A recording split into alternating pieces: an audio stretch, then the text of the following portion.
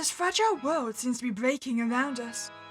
I'm Meeka, and you should be not afraid. It doesn't matter. Nothing does. The hollowness you have felt your whole life has become crushing, pressing in on all your frayed edges, making you want to scream. No joy, no comfort. The only friend you had disappeared off the face of the earth, leaving you alone. Again. It never changes. Never would change. Would it? It's always like this, finding yourself abandoned, no matter what you do. No matter the path, it all leads you to the same place. Maybe that's why you are here, crumpled at the altar, tears marking your cheeks as you beg for someone, anyone to hear your pleas. This one says unto thee, speak thy heart's desire. For this one would hear what the soul would have to say. You spin, blinded by the bright vision that appears before you. Oh, damn! Okay, so I'm assuming not an angel then? I mean, they usually have like a million eyes, right? Not multiple hands. I mean, are you a demon? Just clawing your way out of the chest there? What are you? It matters not, for this one would offer an ear to one in need. Why dost thou weep when thou is free? Whole, incomplete, yet thou find fault in it. What dost thou seek? Well, are we desperate or are we wary? No, you know what we are? We are goddamn compelled, that's what we are, because, oh, Jesus Christ, you got a beautiful-ass voice! I mean, if you really are a demon, I'm fully ready to sacrifice myself for you. You may have my soul. I will be a little demoning, it's fine. Let's face it, we are so desperate. Your tears reach a fever pitch. There's a chance this is all a dream, a hallucination of your tired mind. Either way, what do you have to lose? Grasping at the being's robe, you claw your way onto them, dragging yourself closer with a crazed expression. Please, help me. I'll do anything. Anything you want. Please, please. What is thou? At their confusion, you stop your clamoring, instead pulling at your clothes, exposing your skin to the brisk air as a wretched longing overtakes you. Enough. Oh, damn! Maybe you really were an angel. I mean, there's all your eyes. This one has no need to bear witness to thine insolence. Thou desires to give thyself so easily to the abyss. This one will gladly hasten thy journey. A coldness grasps at your chest, stealing you a breath. It's as if a hand has thrust itself deep within, sapping you of all your warmth. Collapsing to the floor, all you see is the empty chasm that once held a beautiful face. One that will haunt your soul for eternity. I mean, you may say that's a bad ending, but I regret absolutely nothing of the situation. Listen, he was beautiful, okay? He had a beautiful voice, a beautiful face, many beautiful hands. I maintain my stance. I will happily become a disciple for the demon. I mean, I suppose he could have been an angel. He did have all the eyes in the end there. But his own eyes have been gouged out. I'm still saying he's a demon. I want to go to the abyss. Okay, so clearly the beautiful demon did not appreciate my desperation, which, a little bit rude. We'll be wary of the situation instead then. You do not give your trust easily, nor do you assume this being has your best interest at heart. I suppose... hope? Hope. A fleeting thing, is it not? This one knows all too well the dangers of such a thing. Thou might do better, praying for clarity, acceptance, something less ephemeral. Do we want to agree or disagree with that? You know what? I'm going to disagree. I'm going to maintain my hope. I don't know. I think hope would make a world of difference. A skewed viewpoint when one has such a minuscule view of the world. Thou knows nothing of the worlds beyond this one. Thou would do well to heed this one's advice. You consider the being's words, but they only bring about another question. I mean, I would want to know more about these other worlds I'm supposed to consider. I mean, actually, both of them are very good questions. A, what are you? I mean, I still maintain demon.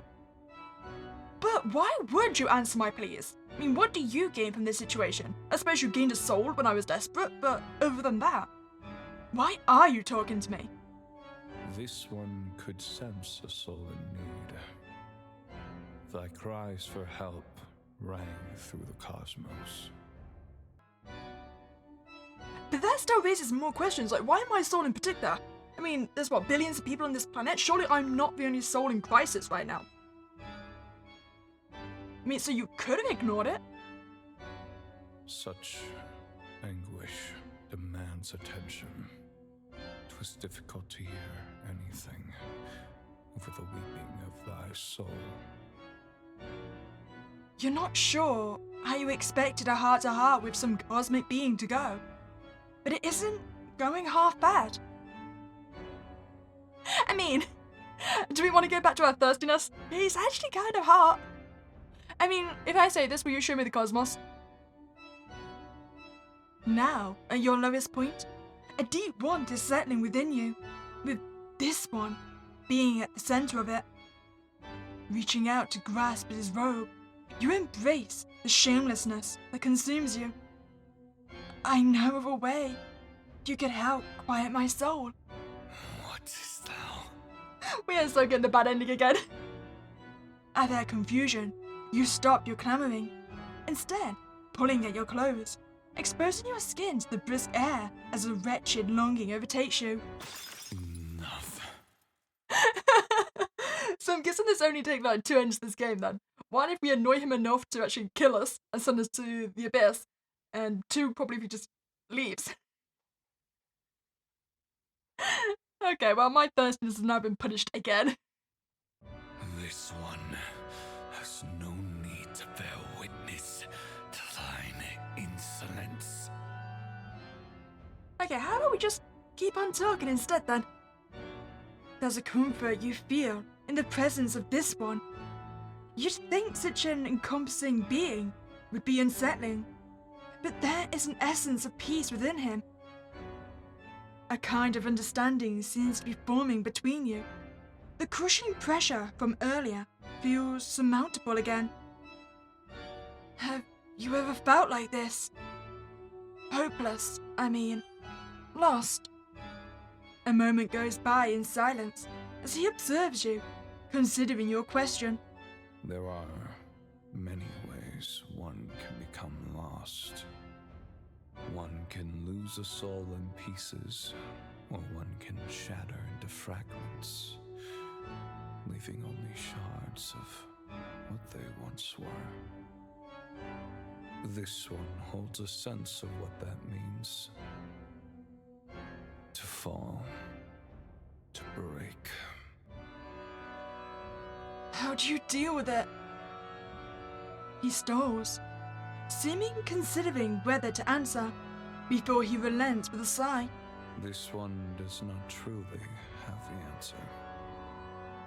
For millennia, this one has traversed the cosmos, seeking parts of itself to become whole. Eons spent on the journey, yet this one still is incomplete. Hope failed this one.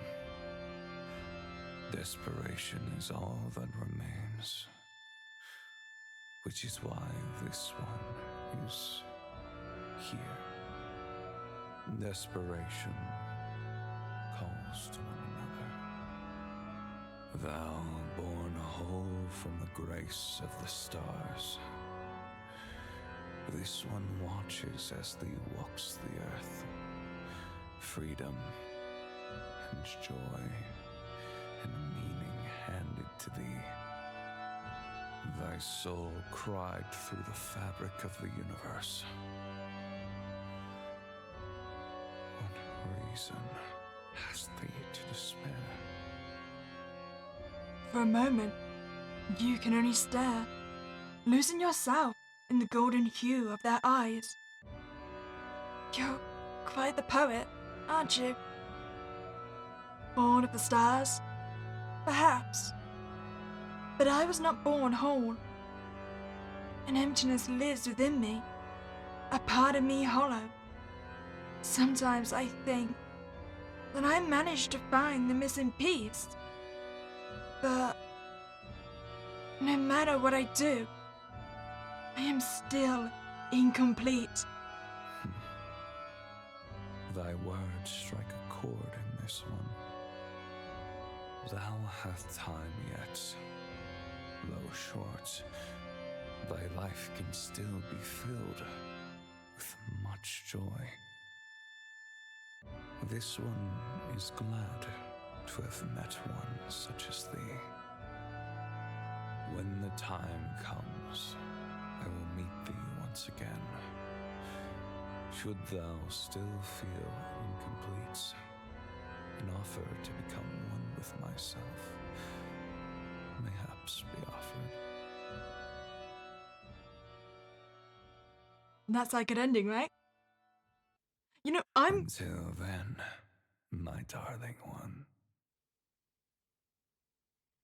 I'm going to choose to believe I am now engaged to the beautiful demon, and that he is in fact still a demon. I mean, actually, that did answer some of my questions, like why he appeared to our soul and not someone else's. And yeah, we may not be the only desperate soul in the world, but it seems like the way our desperation feels kind of like rings familiar to the entity in that way. And that's why he's chosen to appear to us.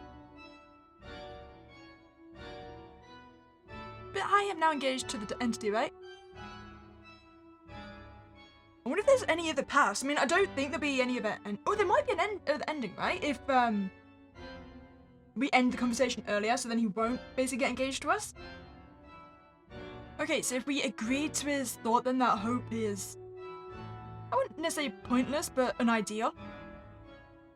You may be onto something.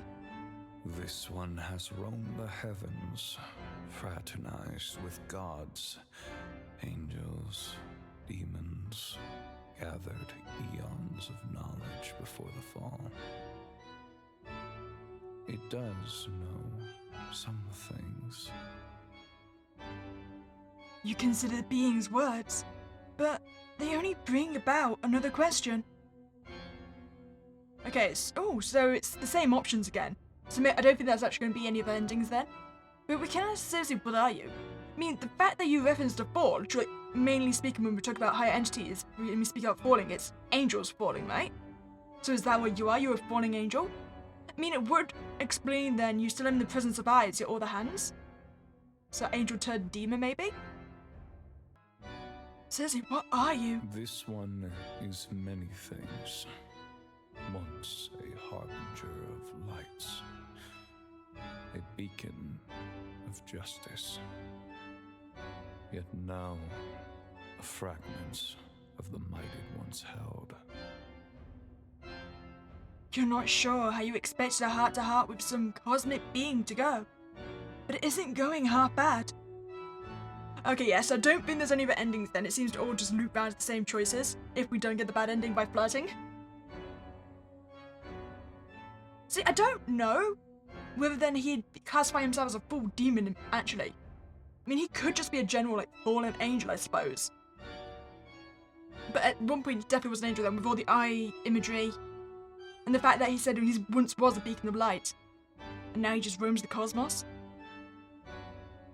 It's fine, even though you're not a demon, I will still become your bride when I die, as we agreed on.